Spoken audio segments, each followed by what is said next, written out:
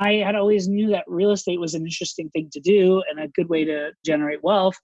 I didn't really know what I was doing. I ended up buying a piece of property, but when I look back at it now, it's probably the worst real estate deal I ever did, just from a pure numbers perspective.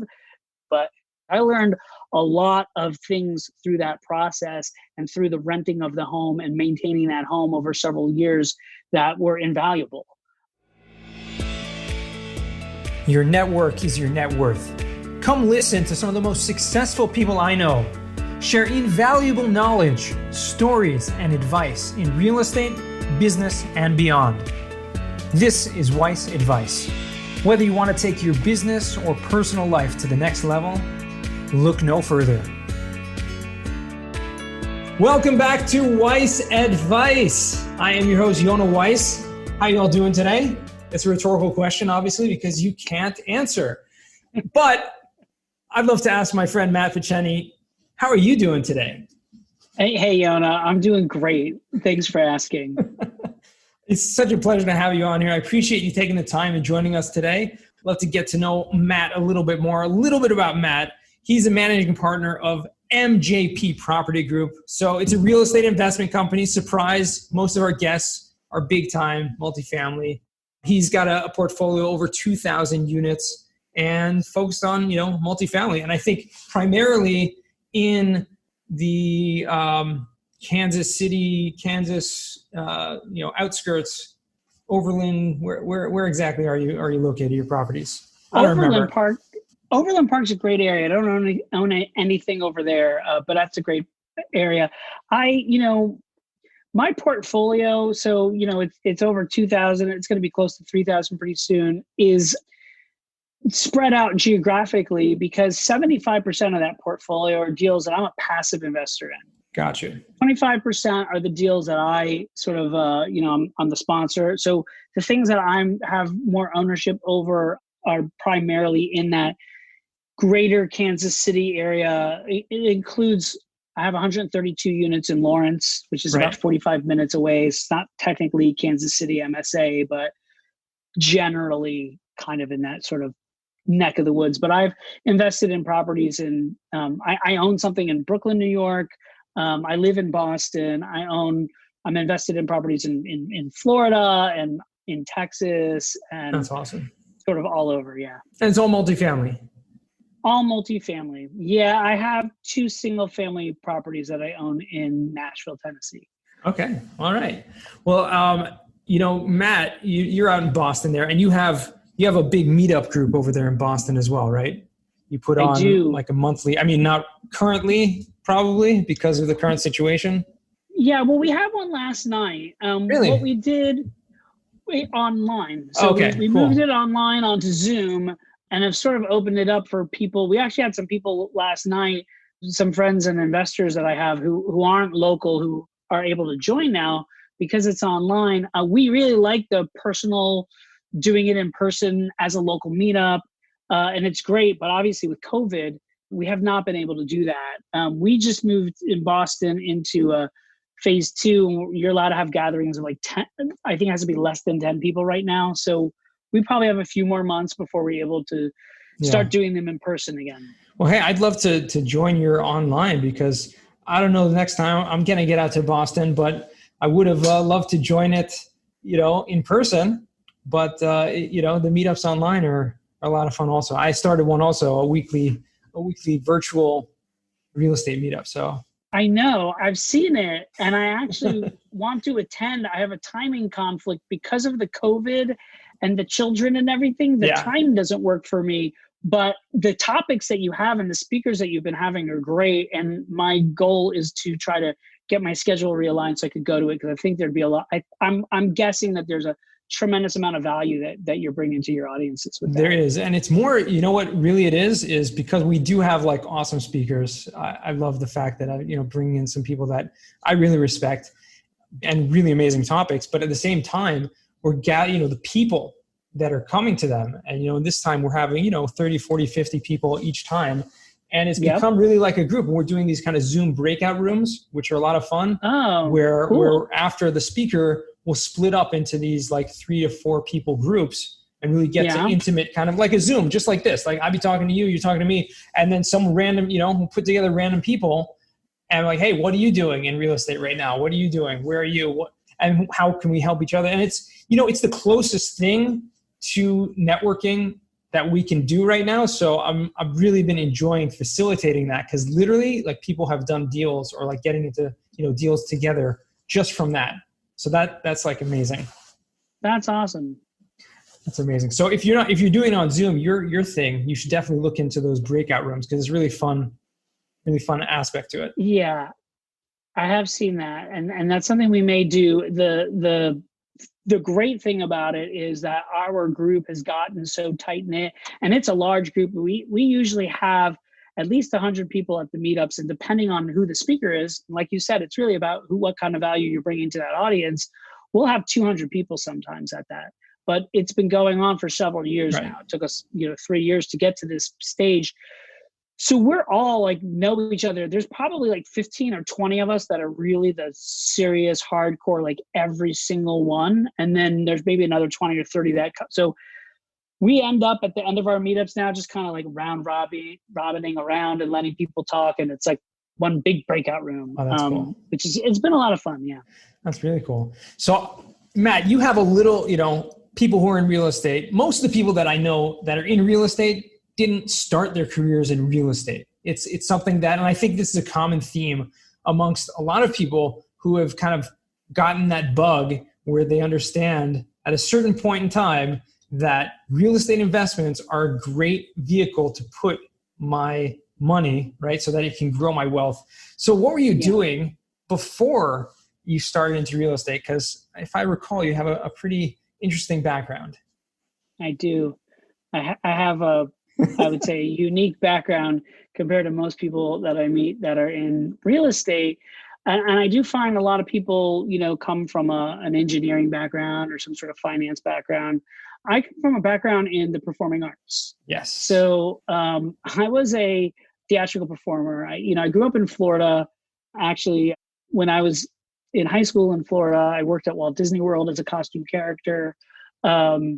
And I moved to New York City for college. I went to a special musical theater conservatory. And after I graduated from that, I was a professional actor for about 5 years. I performed in 15 productions across the United States. Wow. I just counted them. I sat down and counted them the other day. I'm actually writing a little book that's going to go a little more into detail and all this kind of stuff and my background and real estate and stuff. So I counted, it was like 15 like legit productions in 5 years as a, working actor. What was your favorite show that you put on? My favorite show that I was in was Tommy. I was in a production of The Who's Tommy right after it was on Broadway. Mm-hmm. I was in the first regional theater production I had done. We did it in Long Island and also in Connecticut. I think it's because I think I secretly always wanted to be a rock star, but I wasn't really like cool enough to be a rock star. So, most of my friends, like when I was at AMDA, that's the American Musical Dramatic Academy, the conservatory I went to in New York City, my friends would be sitting around listening to, Andrew Lloyd Webber or Stephen Sondheim, and I'm sitting there listening to like Alice in Chains and Soundgarden, and I mean, it just that was my music, that was my love and my passion, but I was never really like that guy, I guess. So anyway, I really enjoyed. I did some more like standard, musical theater type stuff, but I enjoyed doing things that were a little more edgy, a little more contemporary, which is actually translated into something I'll talk about a little bit later, which is my current involvement in theater.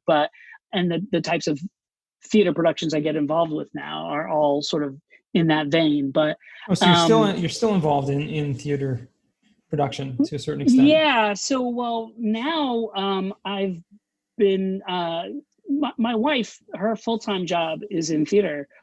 She runs a theater here in Boston. She was on Broadway for many years, not as a performer, but on the back end, right, as a producer and production type of activities. So my wife and I partnered together on producing shows for Broadway or investing in shows on Broadway. So, shows we've gotten involved with are, Hamilton. We were involved in an international tour of Wicked. And then most recently, we are co-producers on Moulin Rouge, which was currently running on Broadway until COVID and will be coming back. And David Byrne's American Utopia. And David Byrne, you might remember as the lead singer from the Talking Heads. Mm-hmm. So, Moulin Rouge has a lot of, mainly contemporary music. David Byrne, right? Talking Heads, Burning Down the House, that kind of thing. And then, even Hamilton. It's a lot of the stuff that I'm doing is not your traditional sort of, production of Oklahoma or something like that. The things I get involved with are a little more contemporary feel to them. That's really cool. That's really cool. A lot of people don't know about me is that I actually had a bit of a stint in theater as well. Nothing professionally. Oh, wow. Yeah, no, well, nothing professional. But in high school, I was in, I did a lot of drama and, theater as well. But what was your favorite role? Well, I grew up in Southern California. And so it was like a big thing. Like you're an actor, you go to Hollywood.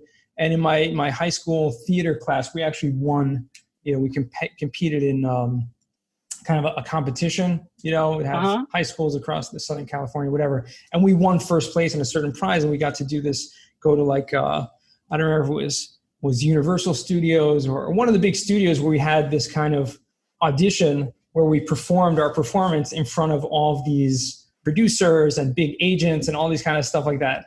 So that was really cool. And one of the cast members in my class in that performance actually got to start, was recruited, I guess, to do a pilot TV show. So that was pretty cool. That's very cool. Yeah. But I didn't really do anything like that anyone would know of. It was kind of, we did some original pieces cool, actually. Yeah, we did really cool. Yeah, we did some original stuff. I love improv, which is really my favorite part of comedy, of theater in general. So what about you? Improv is something you guys do sometimes from time to time. I think it's a good practice. Yeah, improv is really hard. And improv was never something that I was good at. I always admired people who could do improv. I had a friend named Dan who's like, he's hilarious and he would do amazing improv. And now he started a company where he does like improv training for corporate type of situations to help develop, I guess, skills maybe for people with sales and then things of that nature. I don't know exactly the ins and outs of it, but improv is awesome. I totally respect people who can do that. I could never pull it off. I can memorize a script or a song or play an instrument really well. That's where my strong suits are. But in terms of like coming up with, comedy like off the cuff, it's a little harder. It's for sure harder. Yeah. There's some great improv. I appreciate it. I love doing that stuff. But anyways, back to you. So at what point would did you find this kind of transition where, you were in theater, you were doing these productions across the country, and then, you said you had a couple small single families. Did you start there in Nashville or? Well, the story is, so there's another chapter, right? Okay. So my career's basically had three phases, right? So once I was in theater, and then I actually transitioned more into digital marketing.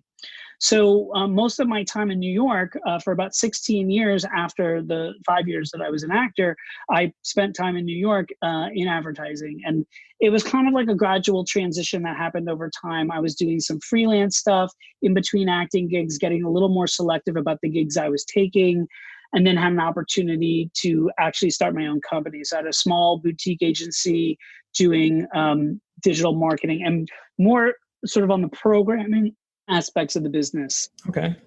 That interests me a lot actually, because, marketing is something, especially digital marketing, something that I kind of do on my own, like freelancing in a way, not freelancing, but I just, market myself and my own and stuff. Yeah. So it really interests me. Yeah. I mean, some of those skills have been good for me to help me like in terms of like building my website, things like that. I just built it myself. So I was doing that for about 5 years, and then the dot-com bubble burst. And then right around the time of 9/11, things were just kind of rough for me and my business because people weren't spending money on marketing activities. And Showtime, the cable television channel, was a client of mine. I had done a lot of work for them, and they were needing somebody in-house. So they offered me an opportunity to come in-house over there, which I did. Oh, wow. And then from there, so I was there for about 5 years. And then I moved into, that's when I really moved into digital marketing, sort of transitioning during my time there. And then I started working on advertising agencies. And I worked at Ogilvy and RGA and MRY, and just a bunch of big agencies in New York. Met my wife, we got married. But during the time that I was working in the agencies was the time that I started investing in real estate. So, I was making good money, working my way up the corporate ladder, and I was putting money away in a 401k account. Right. But also, being that I had this skill where I could build websites, I did that. I'd have people that would come to me, friends and friends of friends, and say, hey, I need a website for this thing or that thing. So I would get paid for that. And then I had like a little chunk of money that I wanted to do something with. And I didn't necessarily want to put that into the stock market because I had a lot of exposure in the stock market with all of my 401k. And I had always knew that real estate was an interesting thing to do and a good way to generate wealth.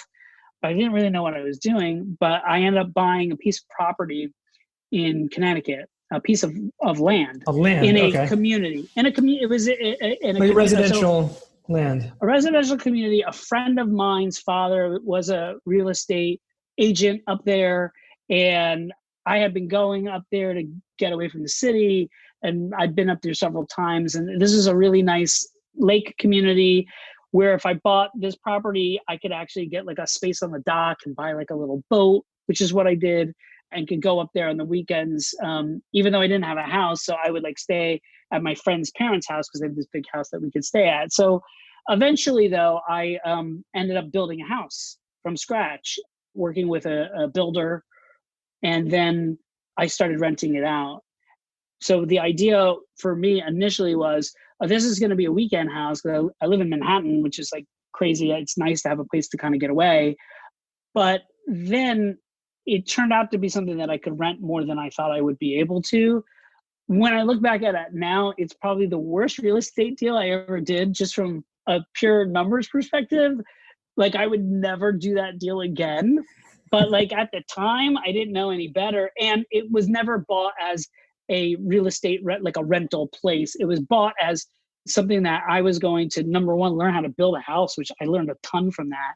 I learned a ton of like accounting. I didn't know what like depreciation was or any of those kinds of things. I learned a lot of things through that process and through the renting of the home and maintaining that home over several years that were invaluable. I ended up selling the property. I ended up doing fine financially. I didn't make a killing off of it, but the experience I got from it was phenomenal. And so after that, I started getting involved more in some single family properties, some fix and flips, some buy and holds. And I misspoke. I don't know why I said Nashville earlier. I meant to say Memphis. So in Memphis, I bought a couple of single family turnkey type properties. And I still own to this day, and they cash flow really well, but it's like my basis in them is so small. Mm-hmm. Even if I'm getting a 20% cash on cash return, it's like, it's peanuts in terms of the actual dollars that come in. So what happened was my wife got an opportunity in Miami completely out of the blue, and we decided to move down there. So I left my job working in these big ad agencies. And when we moved down to Miami, there was no big agencies. I mean, I was used to managing teams of like 100 people, and a lot of the agencies in Miami had like 5 people total. That was number one. But number two, I was really kind of burned out from 16 years in agencies, working crazy hours, really sort of burning the midnight oil. A vast majority of that, I was single, so it didn't matter. But now I have been married for a couple of years. I had a daughter who was a little over a year old. We moved to Miami, and I had been doing well in the real estate world, and just said, you know what, we had some real estate investments and some theatrical investments that were doing very well at the time.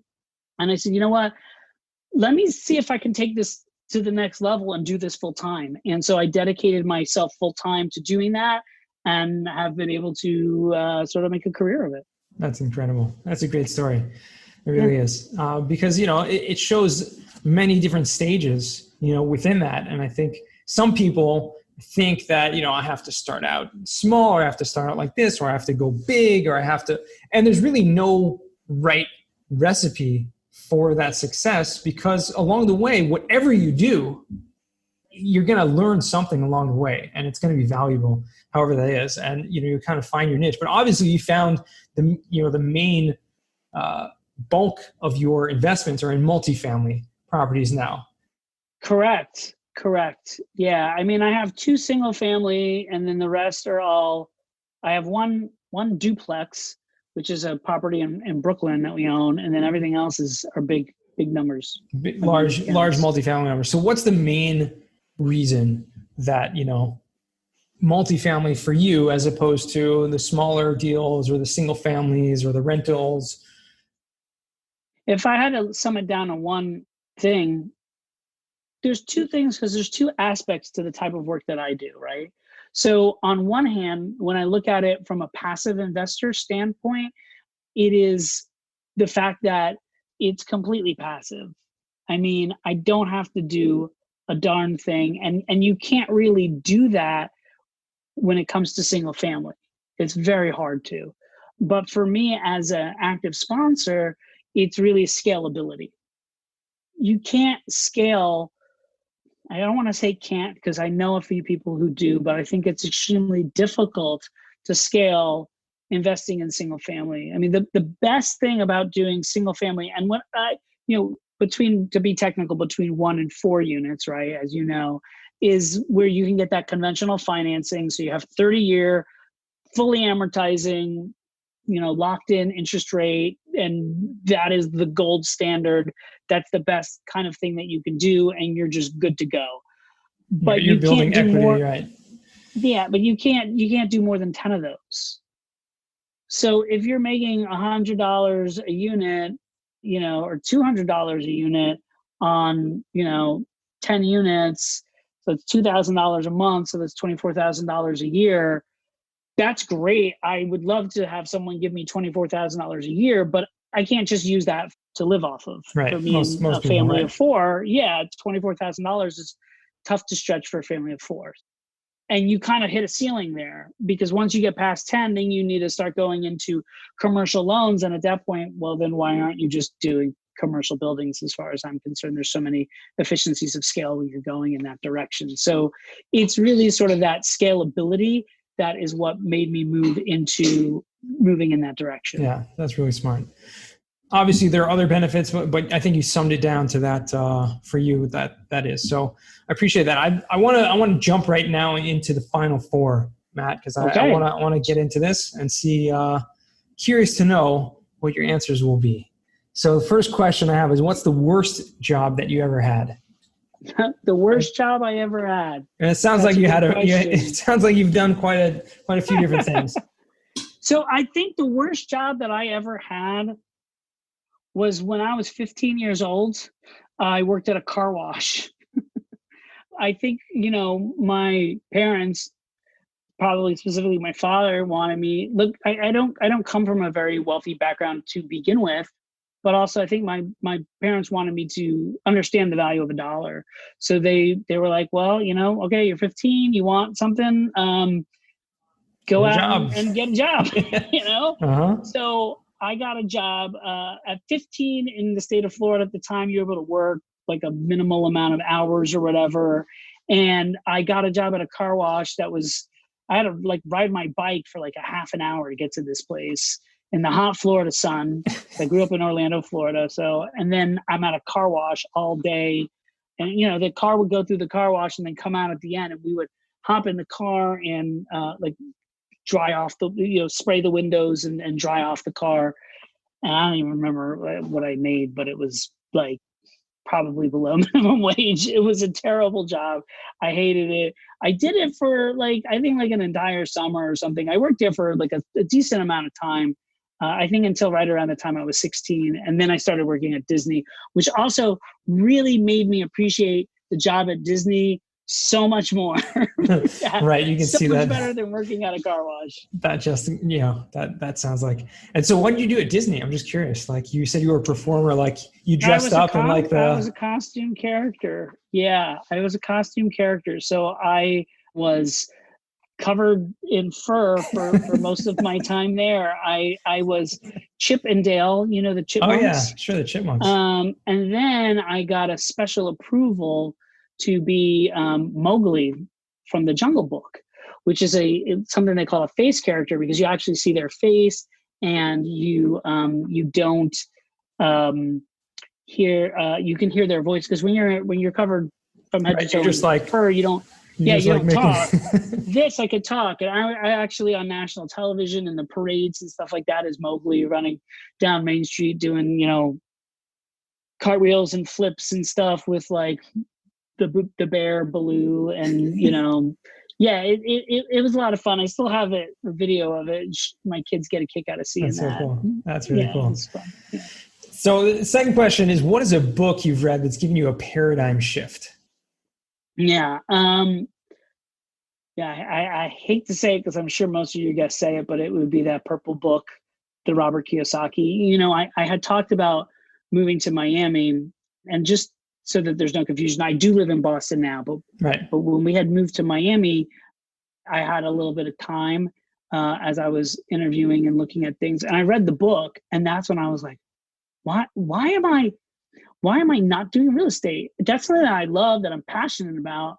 Like, why am I sitting here now looking for, another job in the rat race, when that's not what I want to do? It's not what I'm passionate about. And it's not about creating those streams of passive income, which is that was my big takeaway from the book. Yeah. So that was a huge, huge paradigm shift in my life. Yeah. Awesome. Yeah. Rich Dad Poor Dad has definitely come up more than once on this show, which just goes to show you, if you're listening to this right now and this is the first episode you're listening to, check out Rich Dad Poor Dad if you have not. And if this is something that you've heard more than once, I'm sure you've heard this book come up more than once, and for a good reason, because this has been a life-changing book for so many people around the world. If you read it, it might just be for you too. So I highly urge you. We're going to put that in the show notes. You can check that down there. Yeah, I mean, on that note, most of the time, when I have a meetup or I'm talking somewhere, I'll often ask, who's read the book, and it's like at least 90% of the crowd has their hands go up. So if you're listening to this and you haven't read the book, you should give it a shot. Yeah. So what is a skill or talent that you would like to learn? And for someone that is already, skilled and talented in many ways, that might be a hard question. I would say that just about everything that I've wanted to learn, I've gone out and sort of done that, except for improv, which we talked about earlier. I would love to learn improv. When I started really getting involved in the multifamily world, I had a lot of different skills that I needed to acquire, and I've really made it a point to focus on that. I don't know if I have a big gaping hole. I mean, I think that certain people are predisposed based off of their personalities and things like that, and the way their brains work to different things. I think I'm a little bit better I'm a little more cut and dry and a little more analytical on things. I'm not necessarily the biggest schmoozer or, sales guy, but that's something that I've learned how to do. And I've actually been pushing myself to learn how to sort of network and talk with people and be true to myself and be authentic, but also convey my ideas and my thoughts to people. And something I've been working hard on over the past few years. Yeah. And, believe it or not, improv might be a great way to channel that, because it does teach you, not just, I think improv is probably one of the best skill sets to learn how to speak publicly, but also speak privately. So if, whether it's negotiating or, just closing deals, with investors, the skills that come with improv just allows you to think quickly and respond with, it's the biggest rule in improv that I remember is whenever anyone throws something at you, whatever it is, the answer is always yes and, right? You never say no, or you never try to like, hey, what's that in your hand, right? It's a banana. No, it's not. That kills the scene, right? That kills it right there. It's like, what's that in your hand? It's a banana. Oh, can I have a bite? I'm really hungry. So it just keeps, yes, and you just keep it going. So in skills in negotiating and in dealing with investors, for example, that's a great skill to have, because whatever is thrown at you, you just continue the conversation. You just keep pushing it forward, finding ways to do that. So another great book on that, by the way, which just, I don't know, just for whatever reason just popped into my head right now, is a book called Steal the Show. And I'm blanking on the name of the author right now, but a very big, famous public speaker, keynote speaker. Maybe it'll pop in my head, maybe not, but Steal the Show. It's really about public speaking. But he talks a lot about improv in that book. And so that's a cool thing if anyone wants I'll have to check that out. Put it in the show notes. I will put it in the show notes. Awesome. And question number 4, Matt, is what does success mean to you? Success to me is leading the life that I want to lead without somebody, being able to do what I want to do and having sort of that freedom to choose the pursuits that are meaningful to me. Beautiful. Well said. Well put. And where can our listeners find you if they want to reach out to you? Yeah, well, I have a website. It's MJPPG.com. You can email me. There's a contact form on the website, or you could just email me directly. It's Matt, M-A-T-T, at MJPPG.com. But I love talking with people, regardless of whether you have 0 units or 1 million units. So feel free to reach out. I love helping people answer questions.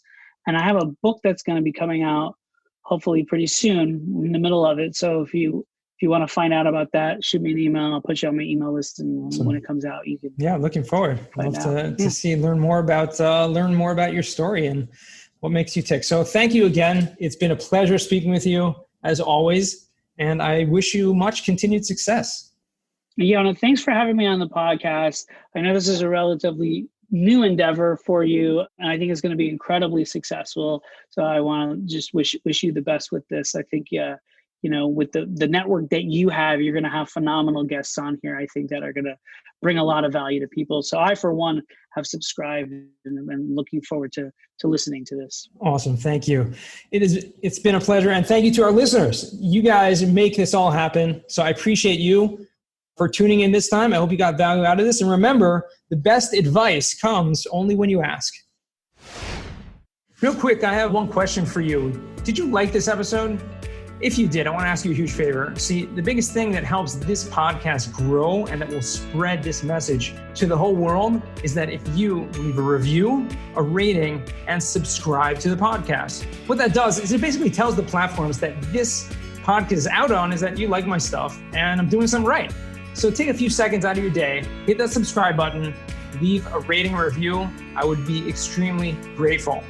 Also, I want to hear from you guys. So I want to hear some feedback. If you have any questions for future episodes, please find me on LinkedIn. Send me a DM, a connection request, Yona Weiss, and I'd love to hear from you.